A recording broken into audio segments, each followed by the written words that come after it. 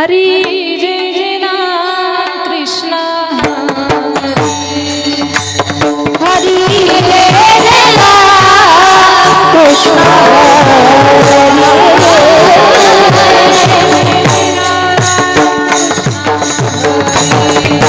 हरी जय जय राम कृष्ण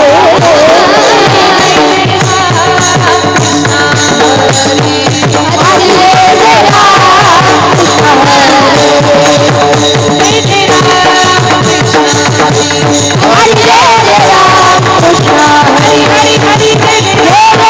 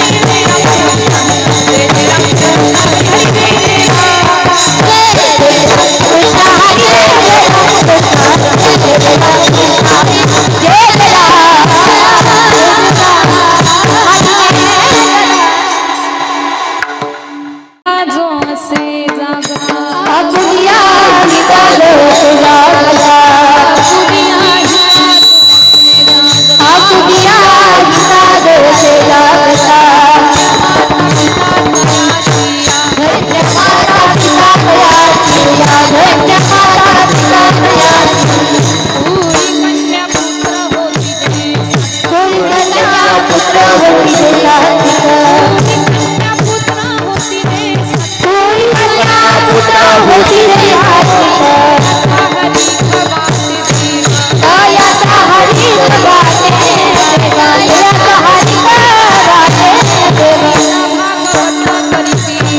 गीता भागवत करीती श्रवण गीता भागवत करीती श्रवण आघट कीर्तन विभोगाचे आघट कीर्तन विभोगाचे तुका म्हणे पद पदोच्यांची सेवा तुका म्हणे पद पदोच्यांची सेवा तरी माझा देवा पारला तरी माझा पारला कोणी कन्या पुत्र होती रे सात्विक कोणी कन्या पुत्र होती रे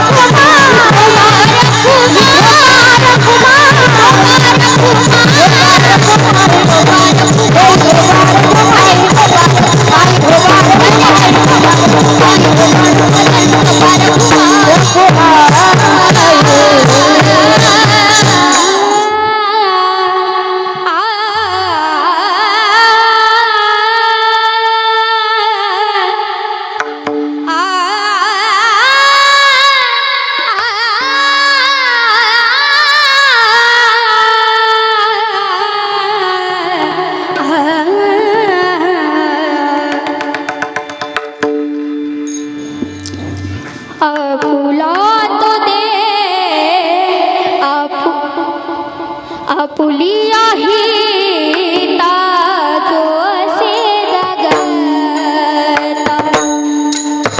आपुलिया हिता जो असे जगता आपुलिया हिता जो असे जगता आपुलिया हिता देवसे जगता पुलिया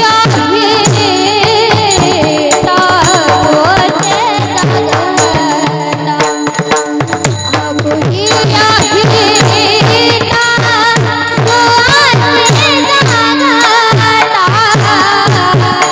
पुलिया हिता देवसे जगता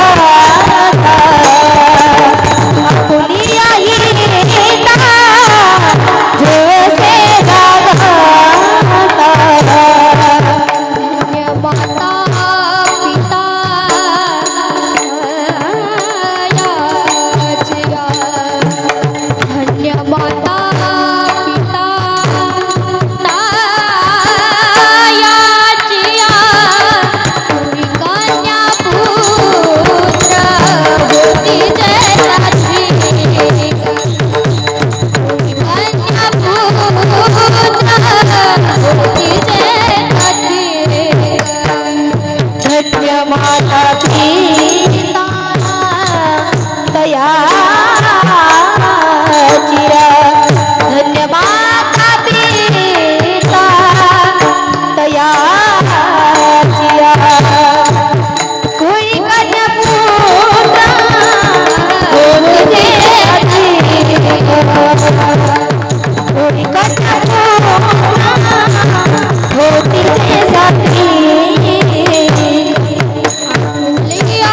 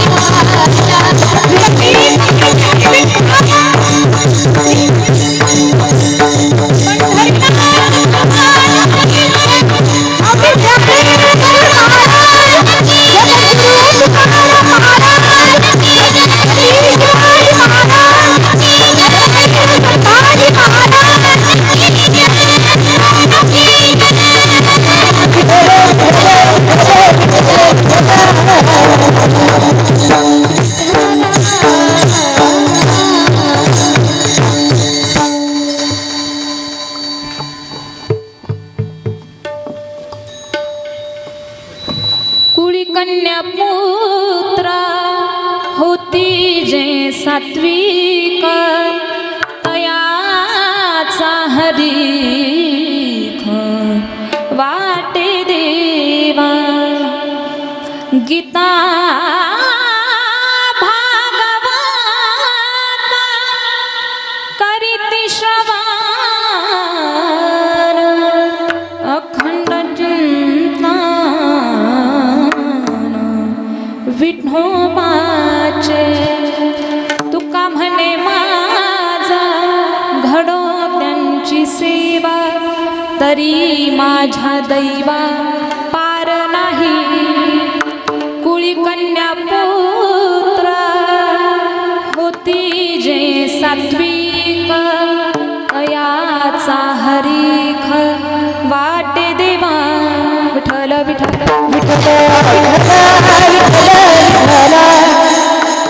पांडुरंगा करू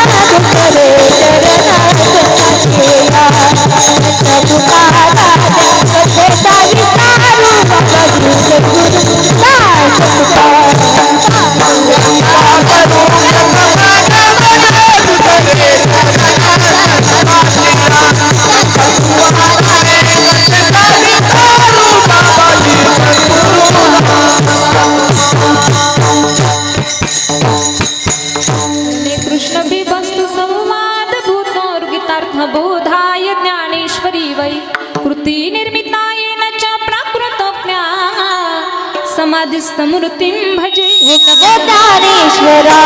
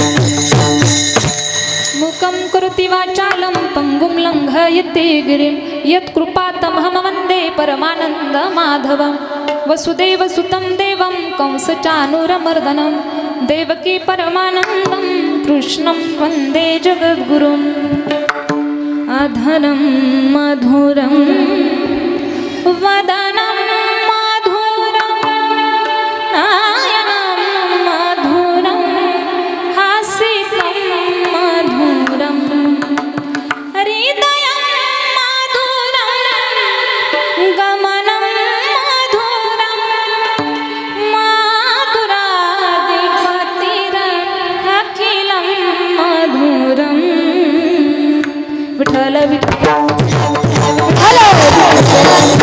आपुलिया हिता जो असे जागता धन्य माता पिता तयाचिया कुळी कन्या पुत्र होती जे सात्विक तयाचा हरीख वाटे देवा.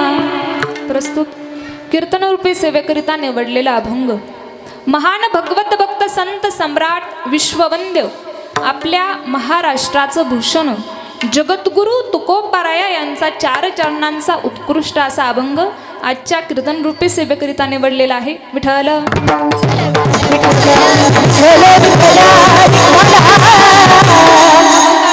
चिंतन पाहण्यापूर्वी अल्पसहा परिहार द्यायचा तो म्हणजे असा. ज्या भगवान परमात्माच्या सत्तेशिवाय झाडाचं एक पान सुद्धा हलू शकत नाही अशा त्या भगवान परमात्माच्या इच्छेने सत्तेने चालत असलेलं आपलं हे शिबिराचं 3रं वर्ष आहे. आणि याही वर्षी आदरणीय हरिभक्तपरायण गुरुवर्य कैलास महाराज कोहक सरांनी अतिशय सुंदर असं शिबिराचं नियोजन केलेलं आहे. सर्वच कवडगाव ग्रामस्थ मंडळी असतील, पंचकृषीतून काही आलेली मंडळी असतील, भजनी मंडळी असतील किंवा आमच्या संस्थेमधील सुद्धा सर्व विद्यार्थी मंडळी सर्वजण सरांना सहकार्य करत असतात. आणि सर सुद्धा अगदी म्हणजे बाहेर कार्यक्रम न घेता कुठल्याही गोष्टीचा जास्त विचार न करता विद्यार्थ्यांकडं चांगलं लक्ष दिलं जावं. कारण आता सुट्ट्या असतात मुलांना, बरोबर एक नाही शाळेच्या, आणि मुलांनाही वेळ तितका जास्त मिळतो म्हणून सर सुद्धा मुलांसाठी तेवढा वेळ काढत असतात. गोड असं शिबिराचं आयोजन नियोजन आहे. काल पहिला दिवस झालाय ना आपलं आणि आज 2रा दिवस. आणि 2ऱ्या दिवशीचं कीर्तन पुष्प गुरुवर्य सरांनी माझ्याकडे दिलेलं आहे. तर सर्वप्रथम माझं सरांना वंदन असेल. आपण सर्व ज्येष्ठनिष्ठ मंडळी, सर्वच आमचे बाल कलाकार मंडळी असतील, गायनाची जे साथ करत आहेत आदरणीय बाळू महाराज असतील, आदरणीय आमच्यासोबत आलेल्या आमच्या भगिनी दोघीही कीर्तनकार आहेत बरं, पण तरीसुद्धा गायनाला आलेल्या आहेत त्या आदरणीय आमच्या पल्लवीताई डोळसे असतील, आदरणीय श्वेतादिदी बडे असतील, आणि मृदंगाची सुद्धा गोड अशी तयारीची जे साथ करत आहेत आदरणीय हरिभक्तपरायण आमचे साहिल दादा पाठक असतील, आदरणीय हरिभक्तपरायण आमचे रामेश्वर महाराज शिंदे असतील, आणि आमचे श्रीकांत महाराज टाळ घेऊन उभा आहेत. त्यांच्यासाठी सुद्धा सगळ्या मंडळींसाठी सुद्धा एकदा जोरात टाळी झाली पाहिजे बघा. इथं वाजवणारे फक्त आमचा साहिल दादा नाहीये, आणखी खूप विद्यार्थी आहेत पण तरी सुद्धा सिनियर आहे म्हणून साहिल दादाला वाजवायला लावलेलं आहे. आणि ही मंडळी बाकीची टाळ घेऊन उभी आहे. आमच्या सरांचे आमच्यावरती असणारे संस्कार आहेत. पंचपती ज्यांनी घेतली आदरणीय आकाश महाराज असतील त्यांना सुद्धा धन्यवाद देते. माझ्यासोबत आलेले माझे वडील आदरणीय नामदेव महाराज मुखेकर आमचे काका सुद्धा आलेले आहेत. सर्वांना माझं वंदन आहे. आपण सर्वच माझ्यापेक्षा वयानं, मानानं, तपानं, अधिकारानं, अनुभवानं सर्वच मोठी असलेली मंडळी. आता सर्वांचा नामोल्लेख करणं शक्य आहे का करायचा? कारण आपल्याला उशीर झालेला आहे. 7 ते 9 ऐवजी 8ला कीर्तन चालू झालेलं आहे. आणि एक कीर्तन शूटिंग करण्याचं काम आदरणीय आमचे दत्ता मामा मराठे करत आहेत. त्यांना सुद्धा माझं वंदन असेल. विठ्ठल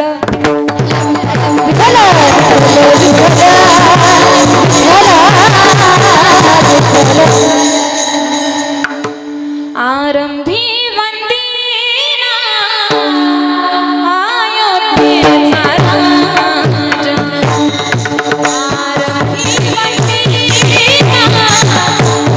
अयोध्येचा राजा, आरंभी वंदिना अयोध्येचा राजा, आरंभी वंदिना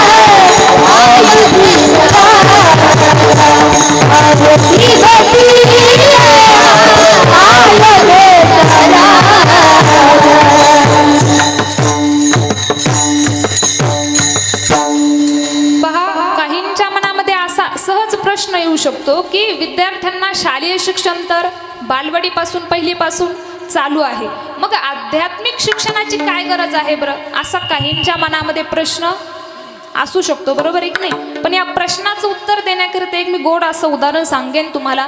कुणी वाचलेलं असेल नसेल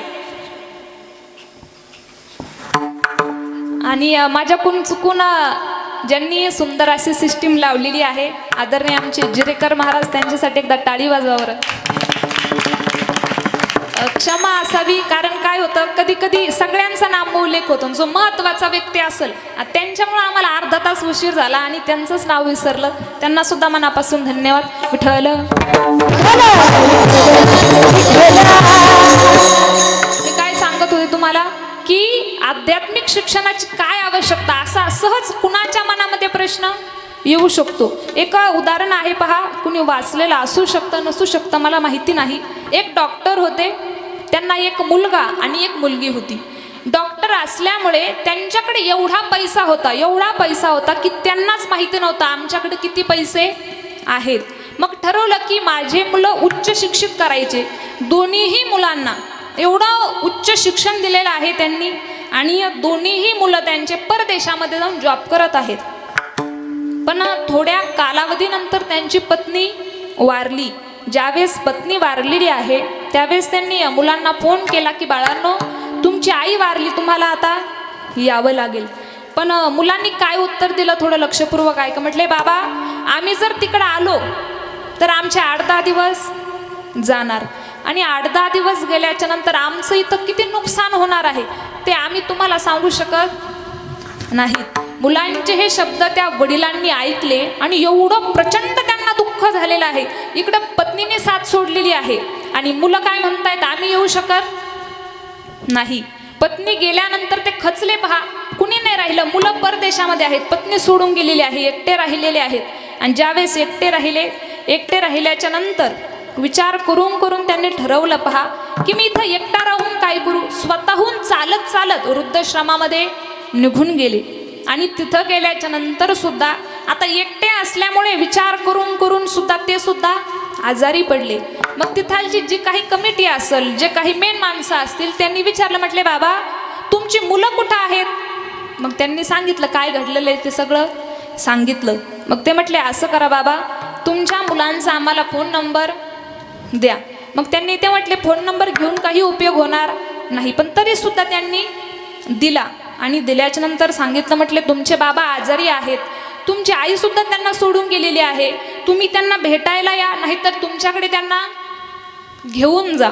पण त्या मुलांनी उत्तर दिलं, म्हटले आम्ही येऊ शकत नाहीत. त्या बापाला एवढं प्रचंड दुःख झालेलं आहे आणि एकांतात विचार करून त्यांनी एक पान घेतलं पहा, वहीचं पान, आणि एक पेन घेतला आणि त्यावरती स्वतःचा परिचय लिहिला अगोदर की मी डॉक्टर, माझ्याकडे एवढी प्रॉपर्टी आहे की मला सुद्धा मोजता येणार नाही, पण माझ्या जीवनामध्ये मी एवढा पैसा कमवला, परंतु मला सुख हे कमावता आलेलं नाही. मला सुखच जीवनामध्ये कमावता आलेलं नाही.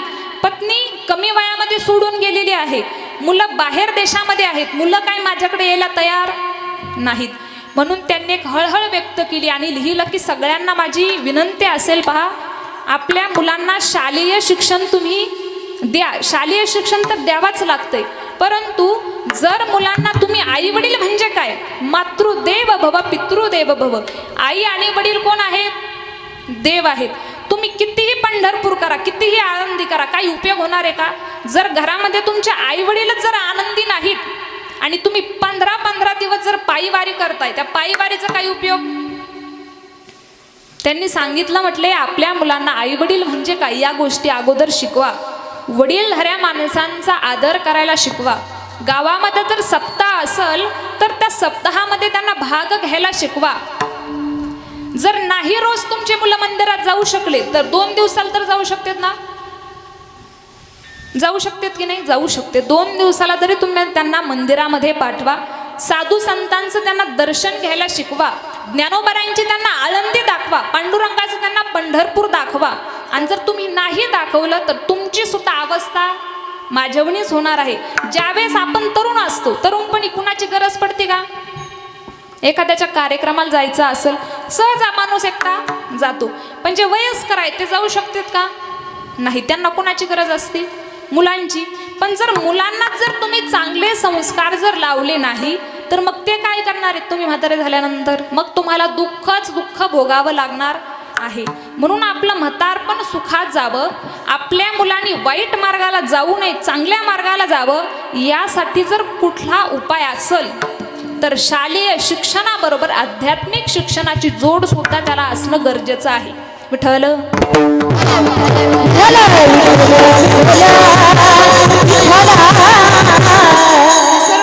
ही सर्व जी विद्यार्थी आहेत, आदरणीय गुरुवर्य कोहक सरांनी जे सर्व बालगोपाल घडवलेले आहेत, या मुलांची एक गॅरंटी आम्ही देऊ शकतो. कुठली?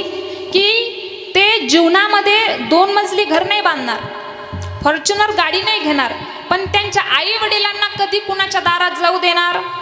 त्यांचे आई वडील घरामध्ये सुखी असणार. इतरांच्या घरामध्ये जाणार आहेत का ते? नाही. आपण पाहतो की खूप श्रीमंत माणसं आहेत, खूप प्रॉपर्टी आहे त्यांच्याकडं, ज्यावेळेस बंगला बांधतात, बंगला बांधल्याच्या नंतर आता असं नाही की तुमच्या गावामध्ये आहे किंवा आमच्या गावामध्ये आहे, प्रत्येक ठिकाणी याच गोष्टी चालू आहेत. बंगल्यामध्ये आई वडिलांना प्रवेश. आमच्या शेजारी सुद्धा अशी कित्येक उदाहरणं आहेत. बंगला बांधायचा, 1 मजली म्हणा, 2 मजली म्हणा, ज्याला जेवढा बांधायचं तेवढा, पण आई वडिलांनी बंगल्यामध्ये यायचं. जुनं जे राहतं घर असेल, जुन्या राहत्या घरामध्ये आई वडील, आणि नवीन जे घर बांधणार ते कुणाला? मुलाला आणि त्याच्या पत्नीला. बरोबर आहे की नाही?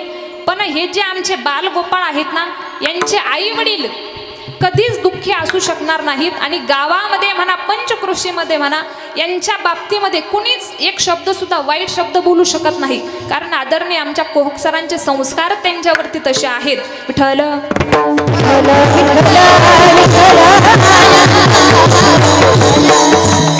अभंग जगद्गुरु तुकोबारायांचा निवडलेला आहे.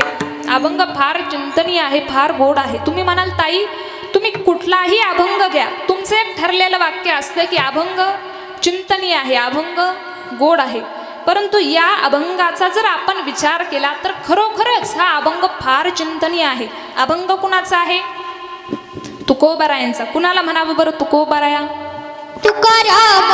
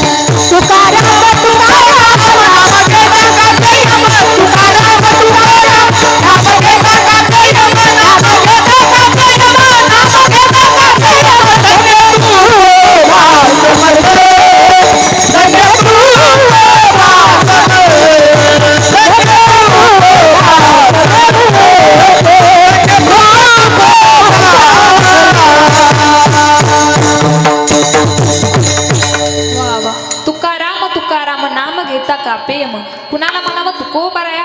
सत्य असत्याचा निवाडा करणारे म्हणजे तुकोबाराया आहेत. कुणाला म्हणायचंय बरं तुकोबाराया? की ज्यांच्या नावाने यमाला सुद्धा कंप फुटावा. आपलं चालेल का ते यमापाशी? आम्हाला 2-3 दिवस राहू द्या, आत्ताच निघू नका, चालणार आहे का? नाही. परंतु तुकोबारायांच्या नावाने ते यमाला सुद्धा कंप फुटावा. अशा तुकोबारायांचं एक वेळेला भांडण झोपलं. तुम्ही म्हणाल कुणाबरोबर? तर देवाबरोबर. कशावरून? तर संत मानण्यावरून. देव तुकोबाराया म्हणू लागले, तुकोबाराया तुम्ही यांना संत म्हणा, कारण हे फार मोठी माणसं आहेत, फार श्रीमंत मंडळी आहे, यांचा फार शिष्य समुदाय आहे, यांच्याकडे फार प्रॉपर्टी आहे, तुम्ही यांना काय म्हणा? संत म्हणा. तुकोबाराय म्हटले, देवा मी यांना संत म्हणणार नाही.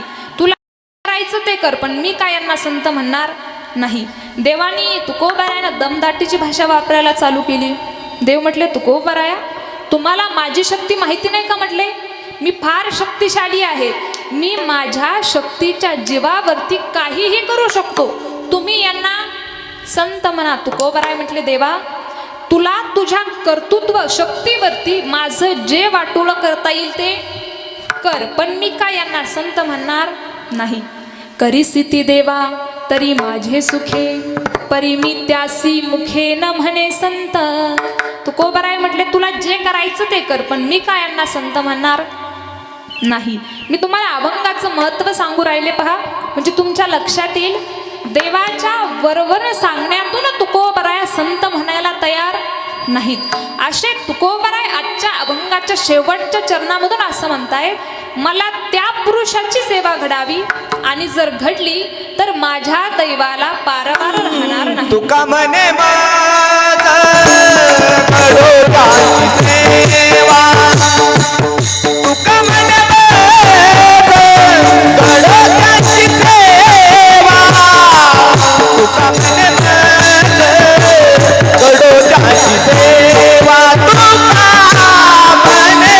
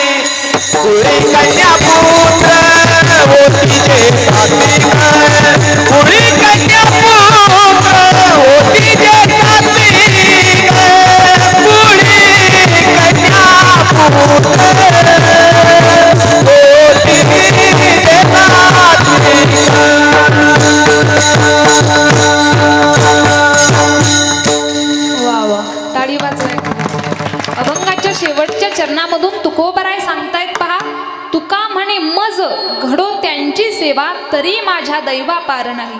म्हणजे देवाच्या वरवर सांगण्यातून तुकोबाराय देवाचं ऐकत होते का? नाही. परंतु तेच तुकोबाराय म्हणतायत, मला त्या पुरुषाची सेवा घडावी आणि जर घडली तर माझ्या दैवाला पारावा राहणार नाही. आता मला सांगा, ज्या पुरुषाची सेवा घडावी अशी तुकोबाराया इच्छा व्यक्त करतात, त्या पुरुषाची योग्यता काय असावी बरं? त्याची पात्रता काय असली पाहिजे? याचाच आपल्याला विचार करायचा आहे. मनुष्य जीवन हे आगळं वेगळं जीवन आहे. इतर शरीरामध्ये आणि मनुष्य शरीरामध्ये फार फरक आहे. भगवंताने अगोदर इतर सृष्टी निर्माण केली. भागवतामध्ये सुंदर विषय आलेला आहे, परंतु त्या सृष्टीकडे पाहून देवाला समाधान वाटत नव्हतं. ऐसी देखुनी सृष्टी ते सुख न वाटेची देवाते. आता मला सांगा, देवाने ज्यांना तयार केलंय तेच जर देवाला मानत जाणत नसतील तर देवाला समाधान वाटणार आहे का? देवाने कुत्रा तयार केला. कुत्रा माहिती आहे का? कुत्रा करतोय का बरं देवाचा विचार की देवावरती आपण अभिषेक कसा पार पाडावा? तुम्हाला कळतंय ना? का आकाश मार्गाने कावळा येतो, कावळा करतो का देवाचा विचार? कावळा काय करतो ही मी काही सांगत नाही. देवाने विचार केला की यांना मी तयार केलेलं आहे आणि हेच मला जाणत नाही. मग देवाने विचार केला की या सगळ्या गोष्टी कशामुळे होतात बरं? तर देवाच्या लक्षात आलं की ज्ञान यांच्या ठिकाणी नाही. हे आपल्याला जाणत मानत नाही. त्याचं कारणच आहे की यांच्या ठिकाणी जाणायला मानायला ज्ञान नाही. म्हणून ज्ञान असणारी अशी जीवसृष्टी निर्माण करावी की जे आपल्याला जाणतील, मानतील आणि क्रियेमध्ये काहीतरी बदल घडवतील. म्हणून भगवंताने हे मानवी शरीर मोठ्या आदराने तयार केलेलं आहे. बाहुल्ये मनुष्य देही निज ज्ञान घातले पाहि. विठ्ठल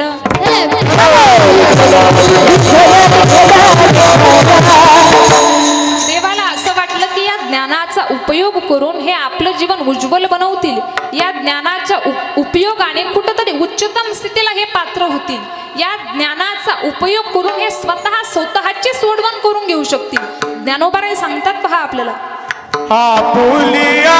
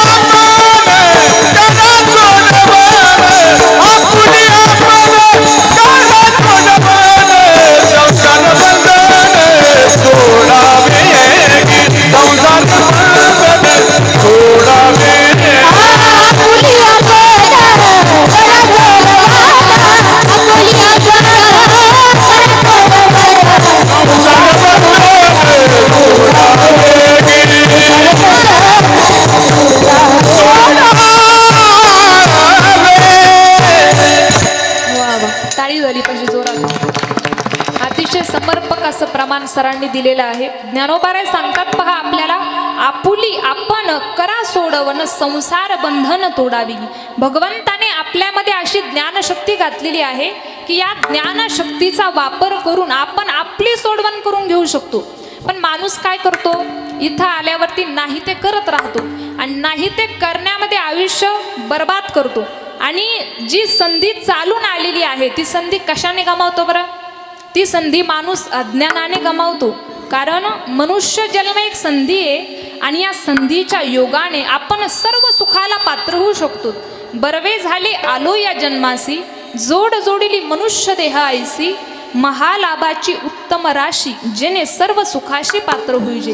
भगवंताने आपल्यामध्ये ज्ञानशक्ती अशी घातलेली आहे की या ज्ञानशक्तीच्या उपयोगाने आपल्याला जी गोष्ट हवी आहे आपण ती गोष्ट प्राप्त करून घेऊ शकतो. पण माणूस आलेली संधी ही अज्ञानाने गमावतो. तुम्ही म्हणाल कसं काय बरं? तर ज्ञानोबारायांची एक ओवी आहे पहा, उदाहरण सांगेन मी तुम्हाला. एक राजघराण्यातील व्यक्ती रस्त्यानं चालला होता आणि गडबडीमध्ये त्याच्याकडून काही मौल्यवान वस्तू रस्त्यामध्ये पडल्या आणि तो पुढे गेला. पाठीमागून एक माणूस चालला होता आणि तो जसा त्या मौल्यवान वस्तूच्या जवळ आला, त्याने विचार केला की जो अंध व्यक्ती आहे तो अंध व्यक्ती कसा चालत असेल बरं? अंध व्यक्ती रस्त्यानं कसा चालत असेल? त्यांनी विचार केला कसं चालत असेल. आपण असलेले डोळे काय करू म्हटला, झाकू. आता मला तर दिसतंय, त्यामुळे मला अंध व्यक्ती कसा चालतो हे समजणार नाही. त्याने असलेले डोळे झाकले आणि अंध बनलेला आहे आणि चालत राहिलेला आहे. जसं त्या मौल्यवान वस्तूला त्याचा पाय लागला, ठेस लागली त्याला. आणि तो म्हटला की जो अंध व्यक्ती आहे त्याला असंच ठेस खात खात जावं लागत असन. थोड्याशा अंतरावरती पुन्हा गेला, त्याला पुन्हा ते पैशाचं गाठोडं लागलं. पुन्हा त्याने ते पायाने ढकलावून दिलं. पुन्हा म्हटला की अंध जो मनुष्य आहे त्याचं किती अवघड आहे बरं, त्याला असंच ठेस खात खात जावं लागतंय. ज्ञानोबाराय म्हणतायत किती दुर्दैवी माणूस आहे. एवढी धन प्राप्त होण्याची वेळ आली होती पण त्याने ती संधी अज्ञानाने गमावली. कैचे प्राप्तीची वेळे निदैवा आंधळेपणाचे डोहळे, की असती आपले डोळे आपणाची झाकी. माणूस असलेले डोळे झाकतो आणि काय बनतो, अंध बनतो. विठ्ठल या ज्ञानाचा उपयोग काय बरं, तर काय करावं आणि काय करू नये, काय खावं आणि काय खाऊ नये, काय प्यावं आणि काय पिऊ नये. मग माणूस करायला पाहिजे तेच करतो का? संत आपल्याला वेळोवेळी जागृत करण्याचं काम करत असतात. पहा, ते असं म्हणतायत तुम्ही जर उठा जागी वारी आता, उठा जागी वारी आता.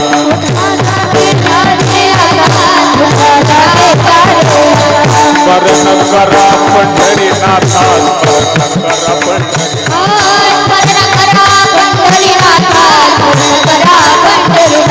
बावीस चरणी ठेवा माता, बावीस चरणी ठेवा माता. सुखवी व्यथा जन्माचा, सुखवी व्यथा जन्माचा. जनधारा पुत्र जन, जनधारा पुत्र जन, जनधारा पुत्र जन, बंधू सोयरे जन. उठा जागे वारे आता, स्मरण करा पंढरीनाथा,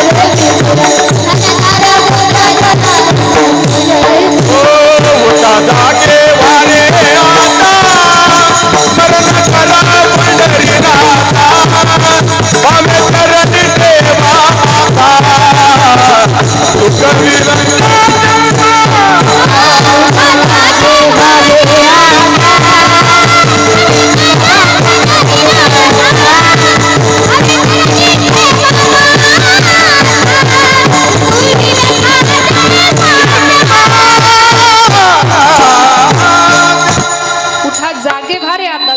सुखवी पंढरीनाथा.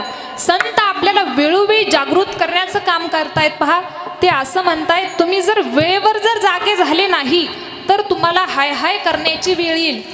जागा होई कधी हिताचा उपाय, तुका म्हणे हाय करीसी मग. संत आपल्याला सांगतात वेळेवर जर जागे झाले नाही तर हाय हाय करण्याची वेळ येईल. एक साधक तुकोबारायांकडे गेला आणि तुकोबारायांना म्हणाला, तुकोबाराया इथपर्यंत बरोबर आहे की तुम्ही आम्हाला सांगितलं की जे वाम मार्गाला जातील, जे वाईट करतील त्यांच्या बाबतीमध्ये काय परिणाम होतील तुम्ही आम्हाला सांगितलं, परंतु जे चांगले साधक मंडळी आहे करायला पाहिजे तेच करतात, आपल्या हिताच्या ठिकाणी जागे आहेत, अशांच्या बाबतीमध्ये तुम्हाला काय वाटतंय बरं? तर तुकोबाराय म्हणतात ते तर धन्य आहेतच आहेत, परंतु त्यांना जन्म देणारे आई वडील सुद्धा धन्य आहेत. धन्य माता पिता तयाचे आपली आई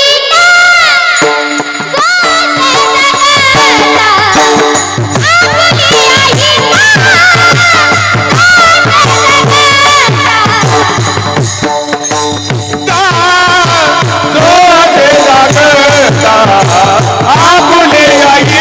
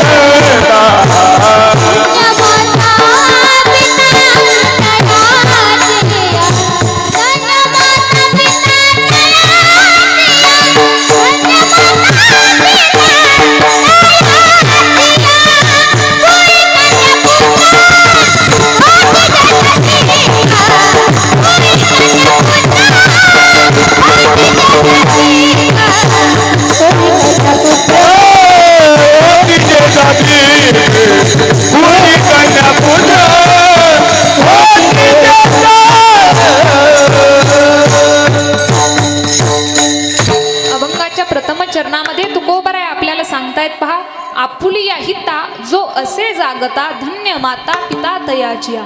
जे आपल्या हिताच्या ठिकाणी जागे आहेत ते तर धन्य आहेतच आहेत, परंतु त्यांना जन्म देणारे आई वडील सुद्धा धन्य आहेत. आता मला एक सांगा, ज्यावेळेस मुलगा परीक्षेमध्ये पहिला नंबर आणतो, मग सत्कार आई वडिलांचा व्हायला पाहिजे की त्या मुलाचा? अभ्यास कोणी केलेला असतो, आई वडिलांनी की मुलांनी? मुलांनी, बरोबर आहे की नाही? मग सत्कार कुणाचा व्हायला पाहिजे? मुलाचाच व्हायला पाहिजे ना, बरोबर आहे की नाही? का चुकीचं आहे? मुलाचाच व्हायला पाहिजे. ज्यावेळेस मुलगा चोरी करतो, चोरी केल्यानंतर शिक्षा कुणाला व्हायला पाहिजे? चोरी मुलांनी केली, मग मुलाला चोरी व्हायला पाहिजे की आई वडिलांना? आई वडिलांना, बरोबर ना? चोरी कोणी केली? त्या मुलांनी केली, मग शिक्षा सुद्धा त्यालाच व्हायला पाहिजे. मग तुकोबराय असं का म्हणतात बरं, धन्य माता पिता तयाचे? तर त्याचं मार्मिक असं गोड उत्तर गुरुवर्य रामेश्वर महाराज मुळे हे देत असतात पहा. ज्ञानोबरायांच्या बाबतीमध्ये ज्यावेळेस ज्ञानोबरायांचा समाधी सोहळा भगवंताने सगळ्यांना सांगितलं, सर्व संत मंडळी, ऋषी मुनी, गंधर्व, सगळी तीर्थ आपल्याला ज्ञानोबरायांचा समाधी सोहळा करायचा आहे. सगळी संत मंडळी तिथं आलेली आहेत. ज्ञानोबरायांच्या समाधी सोहळ्याला समोर ज्ञानेश्वरी ठेवलेली आहे. हाताखाली दंड दिलेला आहे का? तर संन्यासाच्या हाताखाली दंड दिला जातो. सगळी मंडळी रडतायत ज्ञानोबरायांच्या समाधी सोहळ्याला. यामध्ये काही नवल नाही, साक्षात भगवान परमात्मा सुद्धा रडतोय. रुक्मिणी मातेनं भगवंताला रडताना बघितलं आणि विचारलं, म्हटली देवा, सगळी मंडळी ज्ञानोबरायांच्या समाधी सोहळ्याला रडती, यामध्ये काही नवल नाही, पण तुम्ही रडता या ज्ञानोबरायांसाठी का? तर भगवंतानं सांगितलं, ऐक रुक्मिणी, माझ्यापेक्षा सुद्धा माझ्या ज्ञानोबरायांचा महिमा अगाध आहे. त्यावेळेस रुक्मिणी मातेच्या तोंडातून सहज शब्द बाहेर पडले पहा, धन्य धन्य जयाचे कुशी ज्ञानदेव जन्मले. धन्य आहे त्या आईचं कुस की जिच्या पोटी हे रत्न जन्माला आलेलं आहे. रुक्मिणी मातेनं सुद्धा कुणाला धन्यता दिलेली आहे? धन्य माता पिता तयाची विठ्ठल.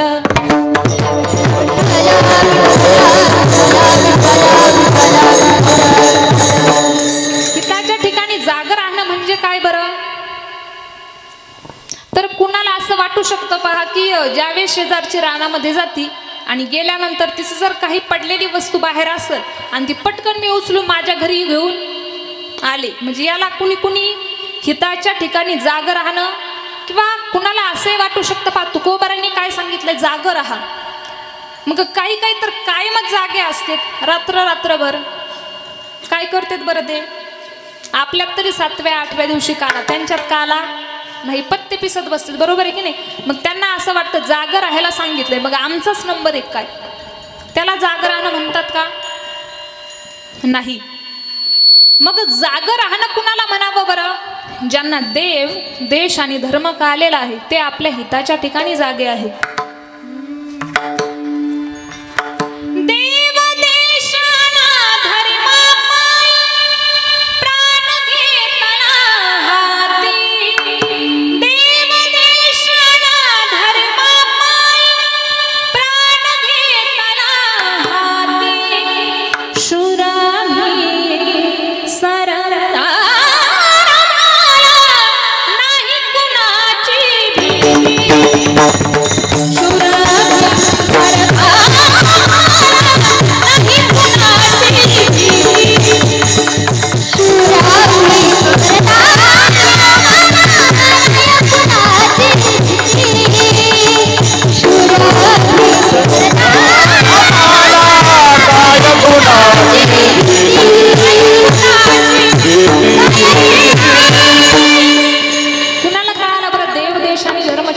शिवाजी राजांना देव, देश आणि धर्म कळलेला आहे. छत्रपती शिवाजी राजे हे बाई नाचवणारे नाही, तर बाई वाचवणारे होते पहा. इतिहासाच्या पानावर, रयतेच्या मनावर, मातीच्या कणावर आणि विश्वासाच्या जोरावर राज्य करणारा राजा म्हणजे शिवछत्रपती. असा राजा पुन्हा होणे. एकच राजा इथे जन्मला शिवनेरी किल्ल्यावर, एकच राजा इथे जन्मला शिवनेरी किल्ल्यावर. छत्रपती शिवाजी महाराज की जय. माझ्या राजाचं नाव काय?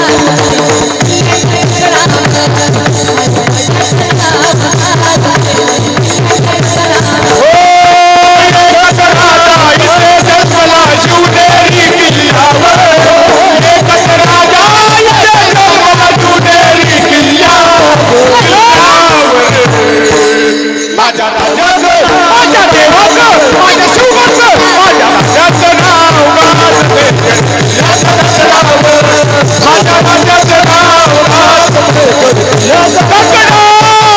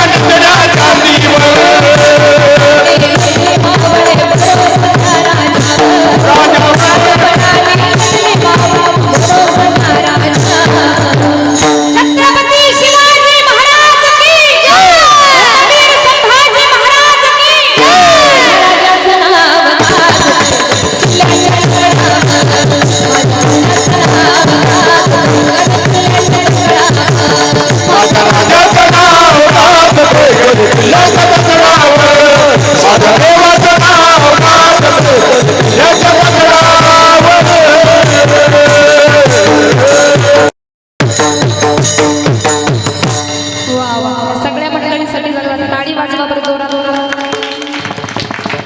देव देश आणि धर्म छत्रपती शिवाजी राजांना का आलेला आहे. आपुलिया हिता जो असे जागता धन्य माता पिता तयाची धन्यता द्यावी त्या जिजामातेला. पहा आताची आई सांगती बाळा शिवबा हो तू, पण शिवबा कसा हो. जर बसमध्ये जर बसला तर मध्यभागी बसायचं का. पाठीमागून जरी बस ठोकली तू मध्ये सुरक्षित राहणार आणि पुढून जरी बस ठोकली तू मध्ये सुरक्षित राहणार. शिवाजी महाराज जन्माला यावे पण आपल्या घरात काय येऊ द्यायचे, आपल्या घरात नको. त्यांना धन्यता दिलेली आहे. पहा आपुलिया हिता जो असे जागता धन्य माता पिता तयाची. एक साधक तुकोबारायांकडे आला आणि तुकोबारायांना म्हणाला तुकोबाराया जे आपल्या हिताच्या ठिकाणी जागे आहेत, जे सात्विक कन्यापुत्र आहेत, त्यांच्या बाबतीमध्ये तुम्हाला काय वाटतं तुम्ही आम्हाला सांगितलं, परंतु त्या भगवंताला काय वाटतंय. कुळी कन्यापुत्र होती जे सात्विक कुळी कन्यापुत्र होती जे सात्विक कुळी कन्यापुत्र होती जे सात्विक कुळी कन्यापुत्र होती जे सात्विक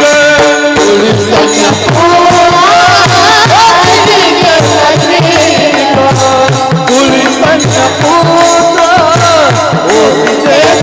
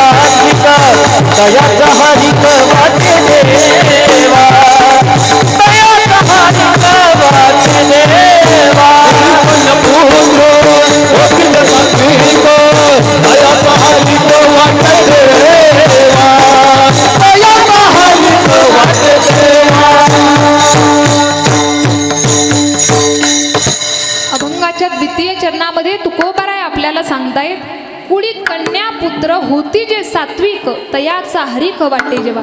जे सात्विक कन्यापुत्र आहेत त्यांचा आनंद त्या भगवंताला सुद्धा आहे. अगोदर आपण भजन घेऊया. विठोबा रखुमाई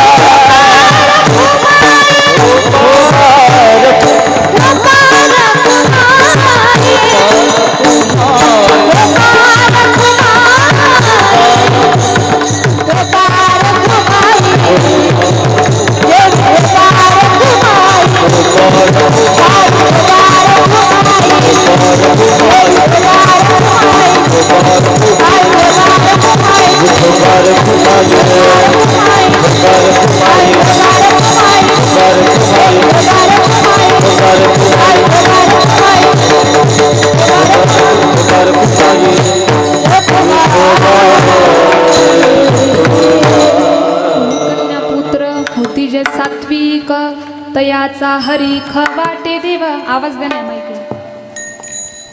अगोदर तुकोबरायांनी कन्या घेतलेली आहे. पहा कन्यामध्ये आपल्याला अनेक उदाहरणं सांगता येतील. संत जनाबाई असतील, संत मीराबाई असतील, मुक्ताई माता असेल, यांनी स्वतःला त्या भगवंताच्या चरणावरती वाहून घेतलेलं आहे. मीराबाईंचं एवढं गोड भजन आहे. पहा, आपण सुद्धा कधी कधी भगवंताच्या चरणावरती नमस्कार केल्यानंतर देवाला सुद्धा प्रार्थना केली पाहिजे की देवा, संत मीराबाई सारखं भजन माझ्या सुद्धा जीवनामध्ये प्राप्त झालं पाहिजे. काहे तेरी अखियों में पानी, काहे तेरी अखियों में पानी हो, काहे तेरी अखियों में पानी, काहे तेरी अखियों में पानी हो, कृष्ण दीवानी मीरा श्याम दीवानी,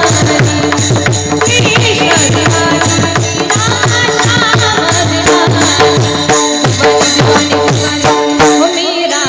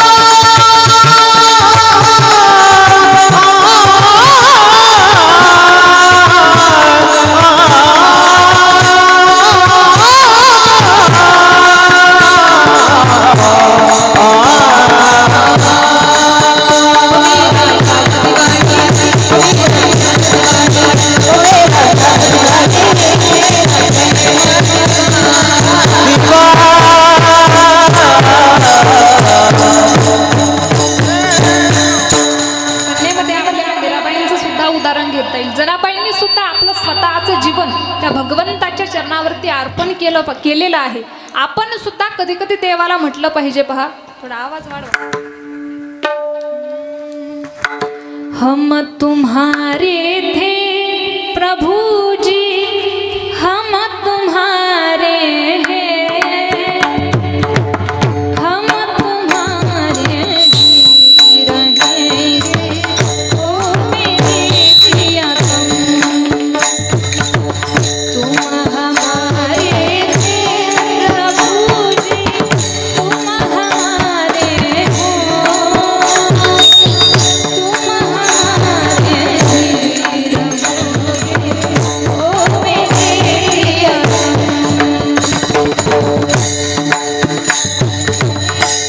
आपण सुद्धा ते देवाला म्हटलं पाहिजे कधी कधी की देवा आम्ही तुमचे आहेत आणि तू आमचा आहे. पण आपण करतो का तसं? आपण कीर्तन ऐकतो, कथा ऐकतो, पहाटे काकडा करतो आणि घरी जाताना कुणास तरी मका चोरून घेऊन जातो, आपल्या गाईला नेऊन टाकतो. मग कीर्तन ऐकण्याचा त्याचा काही उपयोग झाला का? काही होईल का त्या गोष्टीचा उपयोग? तर नाही. भगवंताची सेवा करताना निस्वार्थ मनाने सेवा केली पाहिजे. आपली वेळ संपलेली आहे. तुकोबराया अभंगाच्या 2 चरणामध्ये आपल्याला सांगतायत, कुळी कन्या पुत्र होती जे सात्विक, तयाचा हरिख वाटे देवा. गीता भागवत गीता भागवत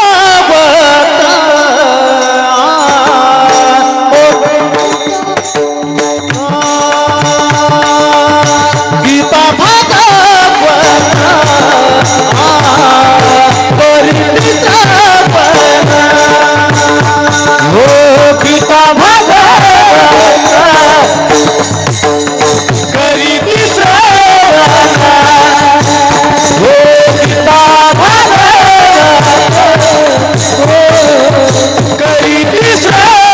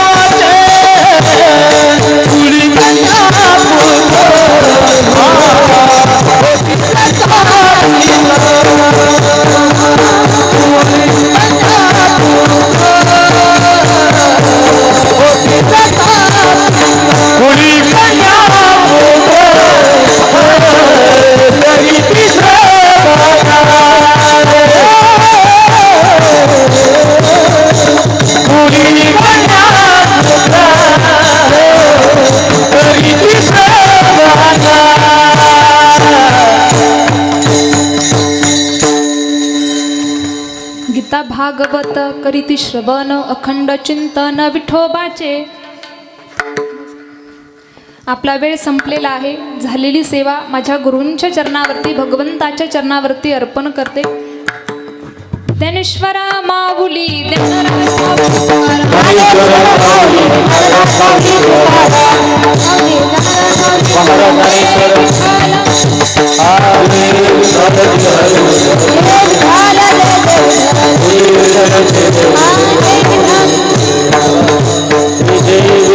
जय